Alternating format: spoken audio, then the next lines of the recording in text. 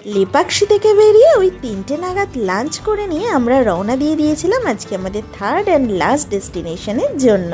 আর আজকের আমাদের last destination হলো আদিযোগী। এই নিয়ে আমার আদিযোগীতে সেকেন্ড টাইম আসা হচ্ছে।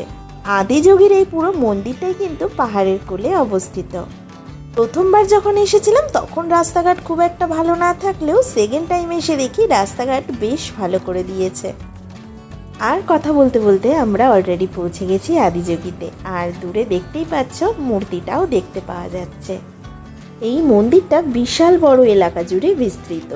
মন্দিরে ঢোকার আগে কিন্তু শু স্ট্যান্ডে নিজেদের জুতোগুলোকে খুলে তারপরে মন্দিরে প্রবেশ করতে হবে। আর মন্দিরে ঢুকতেই প্রথমেই আছে একটা নাগ মন্দির।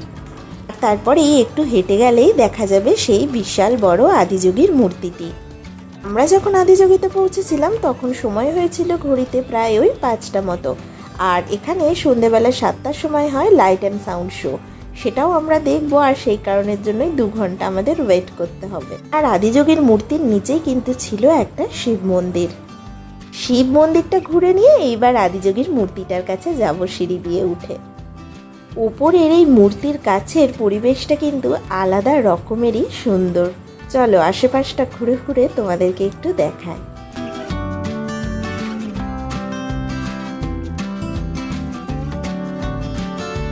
যেহেতু আমাদের হাতে বেশ খানিকটা সময় ছিল তাই আমরা মূর্তিটির কাছে গিয়ে বসেও ছিলাম। আর সন্ধে 7টা বাজতেই শুরু হয়ে গেছিল সেই লাইট অ্যান্ড সাউন্ড শোটি। দারুণ সুন্দর হয় এই শোটি, তাই তোমরাও আদিযোগী গেলে এই শোটা কিন্তু মিস করো না। এবার আস্তে আস্তে বাড়ির পথে রওনা দিতে হবে। আর বাড়ি যাওয়ার সময় দেখতে পাই প্রচণ্ড বৃষ্টি নেমেছে। তবে যেহেতু গাড়ি ছিল সেজন্য অসুবিধা হয়নি, কিন্তু বৃষ্টির জন্য তো ট্রাফিকে পড়তেই হয়েছিল। তো যাই হোক, আজকের মতো এটুকুই। দেখা হবে আবার পরের একটা ব্লগে। আজকের মতো টাটা, বাই বাই।